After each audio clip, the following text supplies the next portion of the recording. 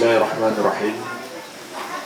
Assalamualaikum warahmatullahi wabarakatuh.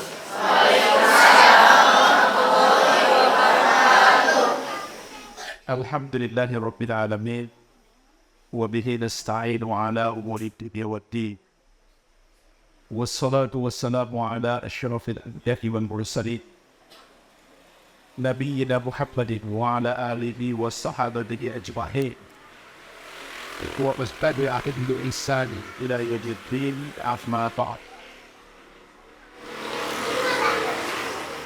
Jemaah sekalian, ibu-ibu yang saya hormati dan saya muliakan, rahimani wa rahimakumullah, semoga Allah Subhanahu wa ta'ala senantiasa mencurahkan rahmatnya kepada kita sekalian.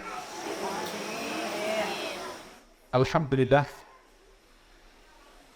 kita masih dipertemukan kembali oleh Allah Subhanahu wa ta'ala dengan bulan Ramadan yang penuh dengan keberkahan ini.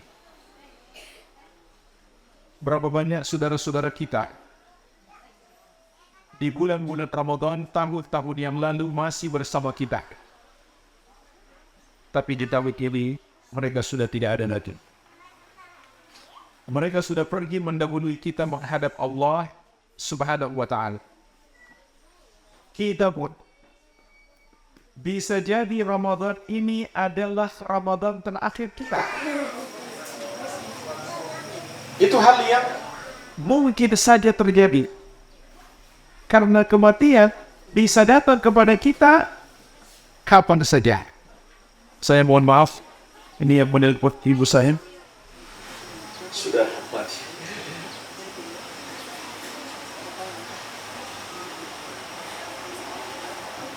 Baik, kita lanjutkan.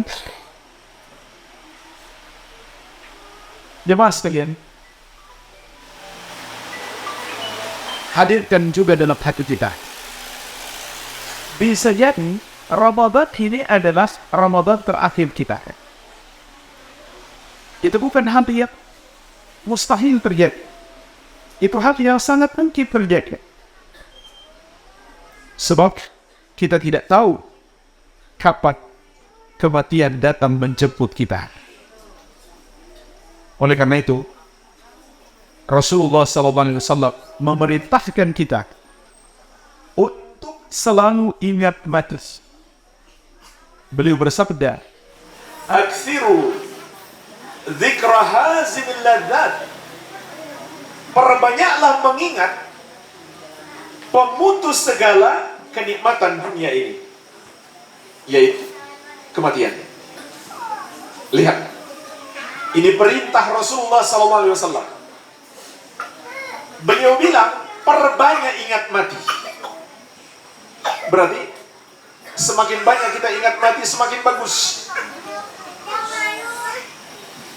Dan beliau ingatkan juga, kematian itu akan memutus semua kenikmatan dunia. Artinya, apapun nikmat dunia yang kita rasakan saat ini, tidak ada yang kita bawa mati. Rumah kita, mobil kita, motor kita, uang kita, tanah kita, kebun kita, tidak ada satupun yang kita bawa mati. Semuanya akan kita tinggalkan. Mohon maaf nih, ibu saya nelpon. Assalamualaikum.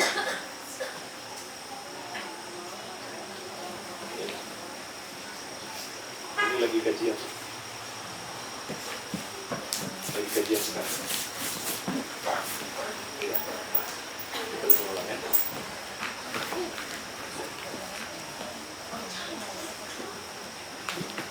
Mohon maaf ibu-ibu, panggilan ibu nggak boleh ditolak kan? Ya. Bahkan orang yang lagi sholat sunnah pun harus menjawab panggilan ibu. Artinya dia harus batalkan sholat sunnah, kecuali sholat wajib. Kalau sholat wajib, nggak boleh kita jawab panggilan orang tua. Nanti setelah sholat baru kita jawab. Kita minta maaf, tadi ada sholat wajib. Tapi kalau sholat sunnah kita harus batalkan demi menjawab panggilan orang tua. Karena panggilan orang tua wajib lebih tinggi daripada sunnah. Jadi kalau kita sedang sholat sunnah sekalipun, kalau dipanggil orang tua, kita harus menjawab. Ya. Kita lanjutkan Bapak Ibu sekalian. Rasulullah SAW mengingatkan kita, kematian itu akan memutus segala kenikmatan dunia. Tidak ada harta kita yang menemani kita di alam kubur. Sampai orang-orang yang mencintai kita pun gak ada yang mau menemani kita di alam kubur. Yang menemani kita di alam kubur hanyalah amalan kita sendiri. Inilah follower sejati, pengikut kita yang sebenarnya, amalan kita sendiri. Oleh karena itu jangan sampai kita habis-habisan mengajar sesuatu yang tidak kita bawa mati, yang tidak bisa menemani kita di alam kubur. Namun hendaklah kita berusaha semaksimal mungkin memperbanyak amal-amal soleh yang akan menjadi teman sejati sampai di alam kubur. Oleh karena itu, ketika Rasulullah SAW ditanya, wa ayyul mu'minina akyas, ya Rasulullah, orang beriman manakah yang paling cerdas, yang paling pintar? Maka Rasulullah SAW menjawab, aktsaruhum lil mauti dzikra wa ahsanuhum lima ba'dahu istidada ulaikal atyas. Orang muslim yang paling pintar itu adalah yang paling banyak ingat mati dan paling baik persiapannya untuk kehidupan setelah mati, yaitu persiapan amal-amal soleh untuk perjalanan hidup kita setelah mati. Mereka itulah orang-orang yang cerdas. Bapak Ibu sekalian, perjalanan kehidupan kita setelah mati adalah perjalanan yang sangat panjang. Berarti bekal yang kita butuhkan sangat banyak. Namun waktu hidup kita sangat singkat. Waktu yang singkat ini pun masih kita gunakan untuk berbuat dosa. Subhanallah. Dan bekal-bekal yang kita miliki pun belum tentu diterima oleh Allah Subhanahu wa ta'ala. Dan inilah kenyataan hidup kita. Waktu untuk mengumpulkan bekal amal soleh ini sangat singkat. Tapi perjalanan panjang yang akan kita lalui setelah kematian itu sangatlah panjang, sangat jauh. Dan waktu singkat hidup kita ini pun masih kita isi dengan banyak berbuat dosa. Apakah mungkin kita selamat di kehidupan akhirat? Namun jemaah sekalian, Allah yang Maha Penyayang menganugerahkan kepada kita waktu yang singkat, tapi pahalanya berlipat. Di antaranya bulan Ramadan. Ramadan ini singkat sekali sesungguhnya. Tidak terasa. Kita sudah berada di hari keberapa sekarang? 12. Hari ke-12. Gak terasa Bapak Ibu sekalian. Singkat sekali bulan Ramadan ini. Manfaatkanlah sebaik-baiknya untuk memperbanyak amal soleh.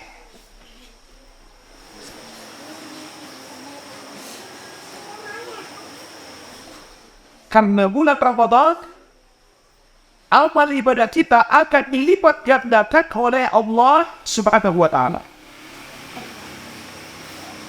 Jadi manfaatkan sebaik-baiknya untuk mengumpulkan bekal-bekal kita demi perjalanan panjang setelah mati. Di antaranya dengan berpuasa dan melakukan sholat tarawih. Ini dua amalan penting di bulan Ramadan yang diingatkan oleh Rasulullah SAW sebagai syarat kita bisa masuk surga. Karena dengan dua amalan ini kita mendapatkan ampunan Allah. Dan orang yang masuk surga hanyalah orang yang mendapatkan ampunan Allah. Rasulullah SAW bersabda, Man shoma Ramadana imanan wa ihtisaban. "Ghufira lahu ma taqaddama min dhanbi." Barang siapa yang berpuasa Ramadan karena iman dan mengharapkan pahala, maka akan diampuni dosa-dosanya yang telah lalu. Wa man qama Ramadana imanan wa ihtisaban, ghufira lahu ma taqaddama min dhanbi. Dan barang siapa yang melakukan salat tarawih di bulan Ramadan karena iman dan mengharapkan pahala, maka akan diampuni dosa-dosanya yang telah lalu. Terutama salat tarawih di malam Lailatul Qadar. Karena dalam lafaz yang lain, "Wa man qama Lailatul Qadri imanan wa ihtisaban, ghufira lahu ma taqaddama min dhanbi."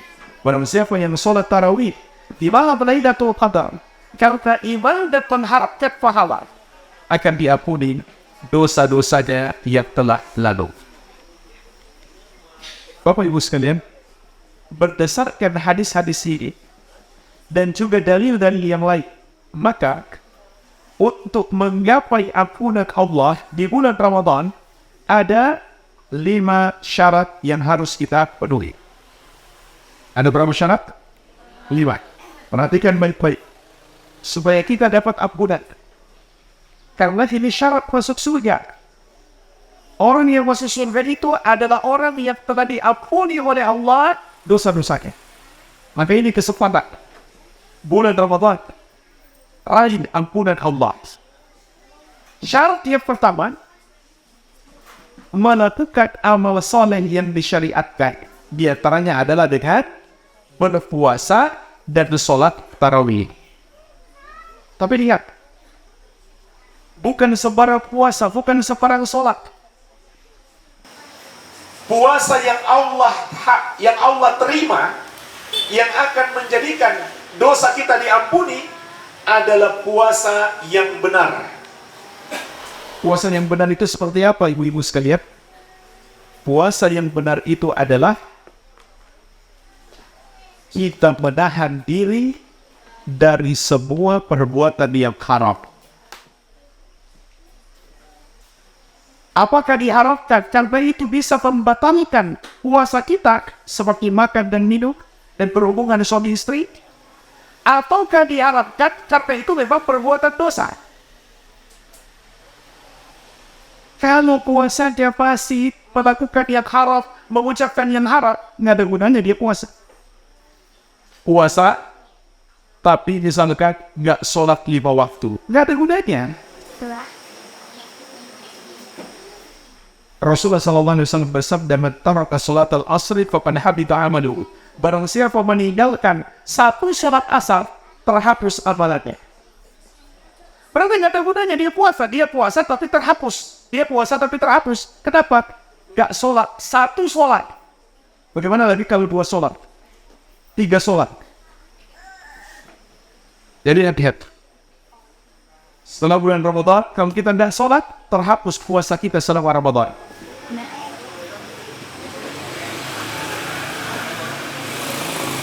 Begitu pula ucapan-ucapan yang haram. Contohnya apa? Ngomongin orang, gibahin orang. Mohon maaf ya, ibu-ibu paling banyak bergibah. Tadi bukan ibu-ibu di sini.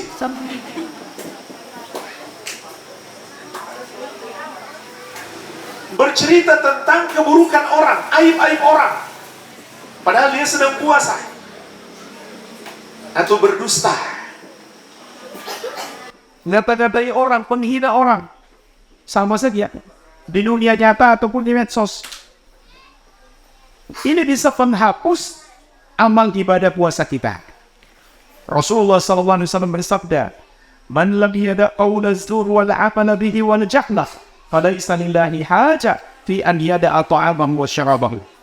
Barang siapa yang tidak meninggalkan ucapan yang haram, tidak pula meninggalkan perbuatan yang haram, tidak pula meninggalkan kejahilan, yaitu perbuatan yang bertentangan dengan ajaran Allah dan Rasulnya, maka Allah tidak butuh dia meninggalkan makan dan minumnya.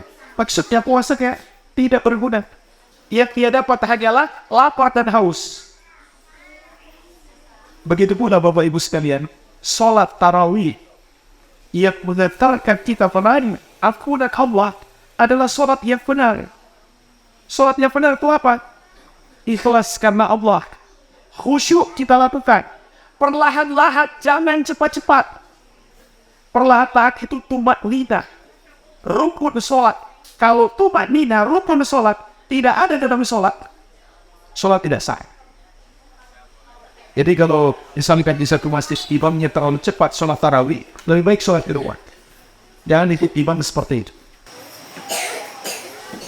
Rasulullah SAW mengingatkan kita, rubba sa'ibin hattuhu bin siyamihi al-juh wal-atash.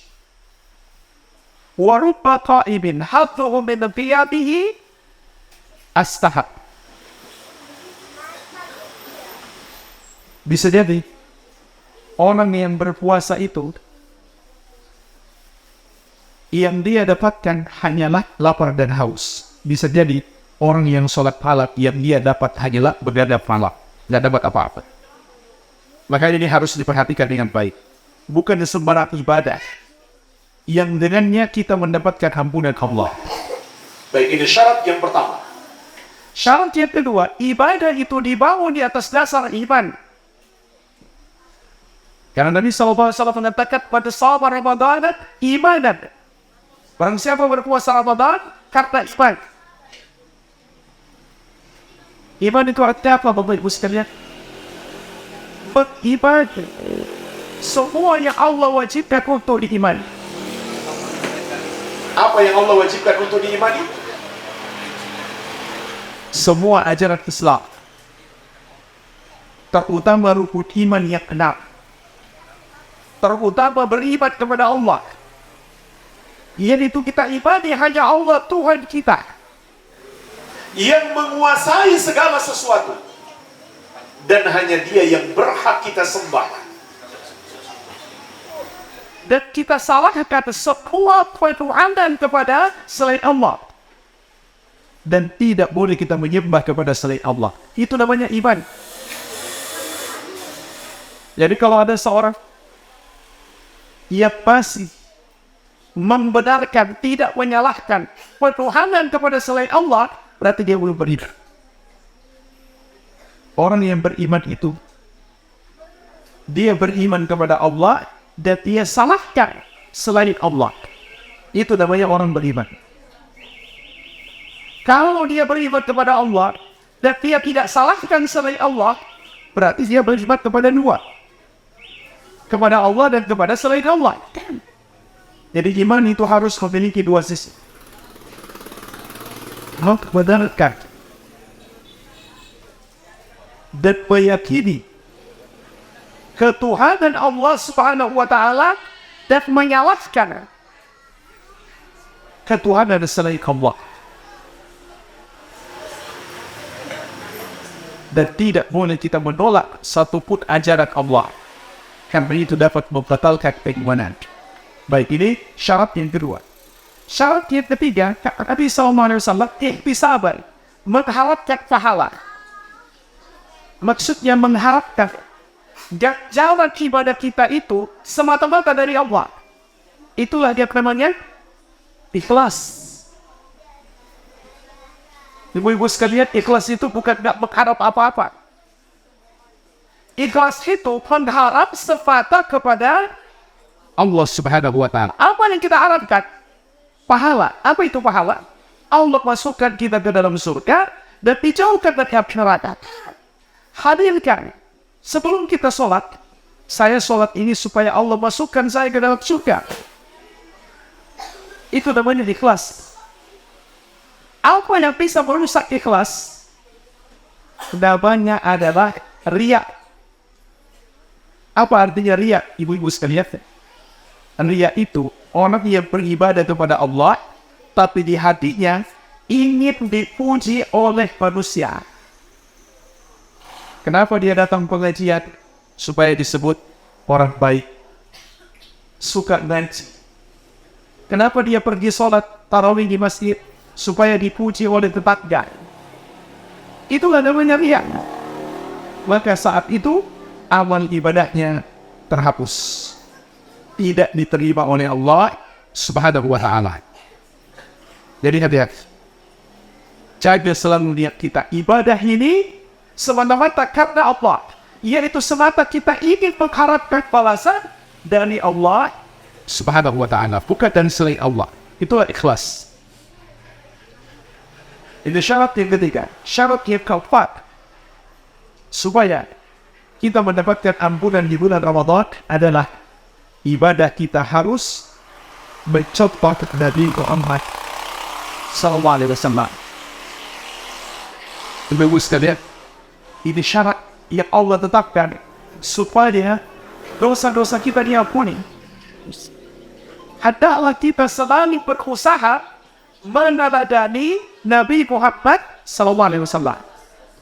Dalam Al-Quran, dalam surat Ali Imran ayat ke-31, Allah Subhanahu wa ta'ala berfirman, "Qul in kuntum tuhibbunallaha fattabi'uni yuhibbukumullah wa yaghfir lakum dzunubakum wallahu ghafurur rahim."